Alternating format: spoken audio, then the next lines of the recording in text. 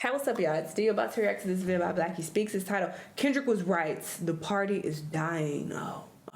Well, let's hear what he has to say. Let's watch. Now, these last few months, something about life just feels different. People seem more disconnected, more distracted, more tired, almost drained in a way that's hard to describe in one sentence. And everyone I've spoken to personally tells me they feel it as well. You see it everywhere, even in entertainment. Music doesn't hit the same because people don't feel the same. Modern movies don't last like they used to. Nothing sticks, nothing's memorable. And honestly, even friendships feel different too, like friends aren't. I feel like people always say this, but it's because y'all are dwelling on the past. This is the problem. People don't live in the present moment anymore. It's not until the time passes that they look back like, oh, actually, that was a good time. Oh, actually, I like that. Because they don't focus on the present moment. You know, people want to dwell on, 2016, that was the best year ever. Y'all wasn't saying that in 2016, though. Y'all so fake. During 2016, nobody was saying, oh, this year is amazing. This is the greatest year ever. I didn't hear that on one time. But 10 years later, everybody, oh my God, that's the best year. Everything was better than y'all. Just, oh my God. Really friendening like before. People are just depressed. They're not happy with their lives, and they just project that onto the world and, you know, through social media and whatnot. But it's like, bruh. The question I've been asking myself is, what exactly changed these last few years? Is this just a sign of the times, or is it exactly what Kendrick Lamar was pointing out, the shift happening right now in our culture? On September 11th, 2024, Kendrick Lamar dropped a song called Watch the Party Die. At first, people propped it up as another response to the explosive rap beef he had with Drake. And honestly, most people who didn't really listen still think that's what it was about. But on this track, Kendrick wasn't focused on the beef at all. He was speaking on where the rap game was heading, the culture, and the music industry as a whole. How everything started feeling hollow, material, surface level. Jermaine about to wake it back up. Music was quietly fading away. And about 13 months later, the numbers reflected it. Like we spoke about a few weeks ago, rap completely fell out of the Billboard Top 40 for the first time in 35 years. And the wild part is the last rap song still holding on before that drop-off was Kendrick's own record with SZA. It's called Luther. That song had an incredible 13-week run at number 1, and it stayed on the chart for almost a full year. But when it finally slipped below the top 40, rap disappeared from the list entirely. And if you think about it, it was kind of symbolic because the same artists who have been calling out the disconnect happening within the culture ended up being the final one holding that spot before everything shifted. It wasn't just a chart moment. It was the confirmation of what he already predicted was coming. And that's where the rap side of this conversation becomes an entry point into something bigger. Because Drake and Kendrick represent two completely different sides of the spectrum. On one hand, Drake to a lot of people embodies the flashy, material, surface level side of rap and society. The lifestyle, the aesthetics, the luxury. That's the version of him people focus on the most. But the truth is, of course, Drake does have depth. He's actually one of the most emotionally introspective artists of our generation. It's just that the parts of him people choose to celebrate the most aren't the parts with the most substance. Meanwhile, Kendrick to a lot of people represents the opposite. The introspective, spiritually heavy, socially aware lane of rap that's always been there, but doesn't get the same spotlight. And this isn't about comparing both of these artists because they're both great in their own way, and it's not really about the issues they had in the past. It's bigger than that. It's the duality between them that says something about the moment we're currently in. Two artists at the top of the same genre, but representing two completely different energies. And the reason why their duality matters is because it reflects a split we're seeing everywhere, not just in culture, but in the way things are moving right now. On one side is noise, constant stimulation, trends, distractions, the pressure to always be on. The other side is depth, slowing down, protecting your peace, trying to stay grounded and real. And if you look around, most people are getting pulled towards the noise, not because they choose it, but because it's the easiest thing to fall into. It's everywhere and it's loud. And when you zoom out, it makes a lot of sense. We're living in a time of extreme abundance, endless content, endless opinions, endless stimulation. Everything is loud, constant, and spiritually draining. And Kendrick actually said this directly in the song. He has a line where he goes, "They wonder why I'm not enthused to drop. The more visible you get, the more your spiritual is tried." And a lot of us have seen the price that comes with being seen in this digital age. It's like if you don't post, you don't exist. If you're not constantly showing up online, people forget about you even faster. The more exposure you have, the more you're on people's minds. But the real question is, what are we giving up in exchange for that visibility? Because every time we post, every time we share, every time we try to stay relevant, the algorithm takes a piece of us. Not literally, but mentally, emotionally, spiritually. It rewards whatever keeps people scrolling, whatever keeps the machine running. And that's the part a lot of us don't see. I don't agree. I feel like when you create content and put things out there and focus on that, it, allows you to be more creative, and it prevents you from just consuming all of the time. I feel like a lot of the negative psychological effects come from people consuming constantly. But if you're taking that time to create and put things out there, put content out there, and you're not focused on just scrolling and being online all the time, then you're not subjected to the negative effects of that. So I think there's nothing wrong with creating. Be a creator rather than a consumer, a constant consumer, because look what people constantly do. They doom scroll all the time, and they're always looking at what other people are doing instead of living their lives and, doing things themselves. When you are living your life and you just post it, it's like, yeah, you're focused more so on creating and then putting that out there versus, oh, let me watch you live your life. It's like, nah, I'm gonna live my life. I'm gonna create it and post it so y'all can see it. But that's what my main focus is on rather than consuming and keeping up with other people are doing, You're not just feeding an audience. You're feeding a system that doesn't care about your well-being, your peace, or your sanity. And this is a big reason why so many people today are pushing back against all of it. I mean, you can really feel it. People don't want to be constantly watched anymore. People don't want to perform their lives 24/7. People are tired of being on all the time because a lot of us are already on just trying to survive everyday life. Work, bills, pressure, expectations. Most people barely have enough energy for themselves, let alone an audience. A lot of us have hit a limit, a point where the noise, the stimulation, the pressure just doesn't feel good anymore. You see it in how people express themselves on social media. You see it in how people date. You see it in how people talk to each other. There's this slow collective turn happening. It's almost like people are pulling back from the dysfunction they used to be attracted to. And that's exactly the space Kendrick was speaking from. This actually reminds me of something Jack Harlow said a few years ago. He talked about how being famous makes people feel entitled to your private life. And Jack used this example of, people wanting access to everything. But obviously, I'm speaking from a perspective of like a smaller creator and like with a much smaller audience. They're speaking from a perspective of a huge celebrity. Well, Kendrick, a huge A-list celebrity, like that's a whole different ball game. So I'm sure, he may face that and it may make more sense in regards to him. He said he doesn't want people knowing what his day looks like.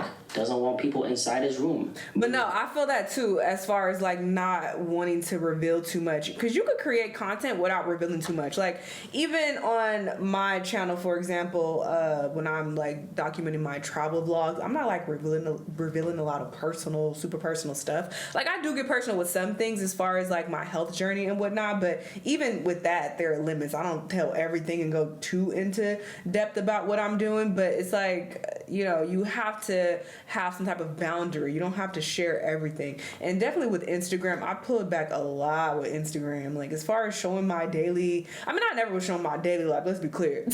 I've always kind of just been on sparingly. But yeah, even showing when I'm like out hanging with friends and doing stuff, I'm just like, I don't even want to do that. And like even as far as travel vlogs and stuff go, like I'm about to go out of town with my family next week actually, and I'm not vlogging that. I just want to spend the time with my family. Like I might show what I'm eating. I think that's what I'm gonna do. I think I'm gonna show like how I'm staying on track with my health goals and stuff with eating healthy while I'm out there. But yeah, that's it. But I'm not about to be showing, oh look, us hanging out and being together, look, this is family time. Like no, I want to be in the moment and just be with my family. So yeah, there are ways to create without allowing it to be too invasive and allowing people in too much. So you have to find that middle ground. Intimate parts of his life, and quite literally his room. He doesn't want people to know who he's dating because once you give enough, people will take everything. And the way he handled it was simple. Cut off access. I don't want you to know what my 24 hours are like. I don't want you to see the inside of my room. I don't want you to see. Hello. Speaking of that too, like on some of my videos, like I've shown parts of my apartment, like you can see some parts, and I always get people asking like, oh, can you do an apartment tour? Ooh, that looks so nice. I want to see. No. I don't want to show my apartment. And I also don't want people to pick up like, oh wait, that looks familiar. Oh, this looks no. So it's like you have to know what to keep to yourself. I want you to know who I'm dating. I don't want you to know this and that. I want something for me. Because Exactly. if you do enough, they'll take it all from you. It's all for them if you give them enough. So that's one thing I've learned is cut off some access.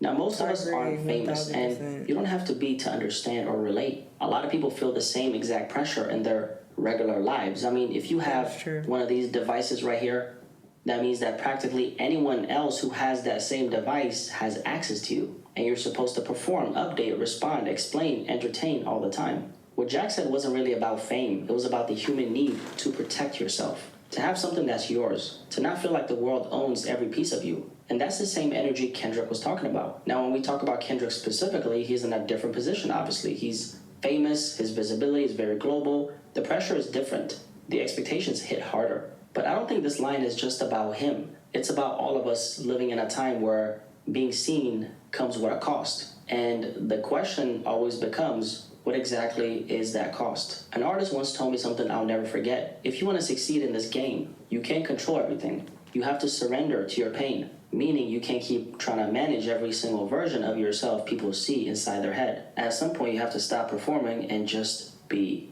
And Kendrick talked about something that's related a few years ago in a completely different way. He talked about being a vessel, not just as an artist, but as someone who feels like his flaws, his pain, his honesty, all of it flows through him so other people can learn from it. He said his ideas don't come from him, they come through him.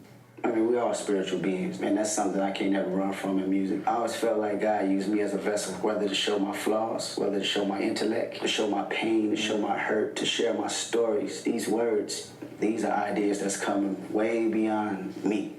So when you listen to what he said, the more visible you get, the more your spiritual is tried. You realize he's not exaggerating, he's speaking from experience. From the weight of being watched, judged, analyzed, consumed every single day. And even if we're nowhere near that level of visibility. But he talked about sharing his story and like God using him as a vessel to like help other people, because that's another way in which you can look at being open or sharing things or putting out content or music or whatever, is that, you know, it definitely touches some people, so you're making a difference without even realizing it. So yeah, I think they're saying two different things, honestly, personally.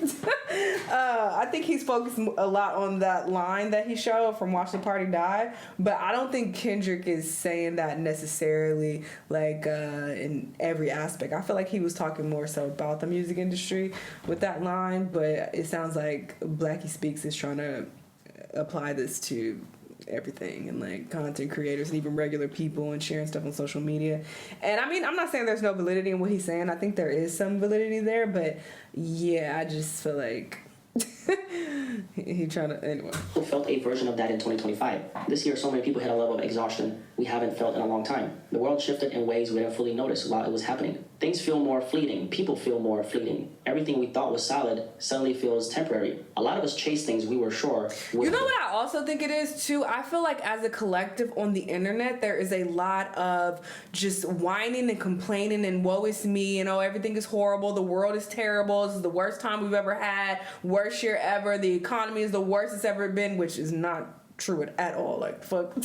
You know, so I feel like people are feeding into that, and because they're constantly online and doom scrolling, like they internalize a lot of that, and that's how they end up feeling. So I think that has a lot to do with it as well, because as far as the actual world itself, like as far as your day-to-day life, like what is really that different? If you really are honest, what is really that different from say last year, the couple years before, whatever the case? Obviously we all have ups and downs, and there are certain isolated events that affect us, but as far as like overall, people act like the world is horrible, it's just the worst it's ever been. Is it really? Or are you reading that it's horrible and focusing on these random one-off events or whatever, and you're making it worse than it actually is? That's what I feel like people do online, which is another reason why I can't just be scrolling all the time and taking in everybody's thoughts and how they feel about everything, because yeah, people just love to just be miserable and make things to be the worst thing ever. So I think that's a huge part of the problem too. Fill us, success, validation, attention, relationships, material goals. And then we got them and realized they weren't actually carrying us forward. They weren't feeding us. They weren't aligning with who we were becoming. A lot of us had moments where we looked at things that we wanted really badly in the past, and we just quietly admitted to ourselves, this right here is not going to take me to where I'm trying to go. And that realization obviously hurts, because it means the past version of you can't survive the future you're stepping into. One of the best descriptions of what so many people felt in 2025 actually came from Erykah Badu last year. She talked about that moment in life when you're evolving, but also realizing you have to let go of the version of yourself that can take you forward, the version that feels familiar but doesn't serve you anymore. Realizing that I had to leave some things behind, some parts of me behind. So it felt like a funeral of sorts because you had a part of you has. But yeah, this is a part of life. It's not specific to last year. Like, yeah, people have to do this during their lifespan.